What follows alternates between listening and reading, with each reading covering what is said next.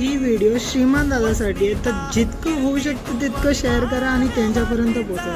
तर दादा तू बोलतोस ना की मी प्रेम डिझर्व नाही करत, मी इज्जत डिझर्व नाही करत, मला इतकं मेन बनवू नका. तर तू मेन आहेस, तू ते दोन्ही गोष्ट डिझर्व करतो. कारण की तुम्ही बांधिलकी फॅमिली बनवली आहे ना, जीवाभावाची फॅमिली बनवली आहे ती तुम्ही.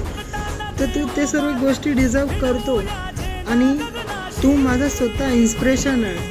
मी तुला एक प्रॉमिस करतो की मी तुला भेटेन, पण ॲज अ यूट्यूबर बनून भेटेन. आता मी नॉर्मल बोललो आहे, पण ॲज अ यूट्यूबर बनून भेटेन.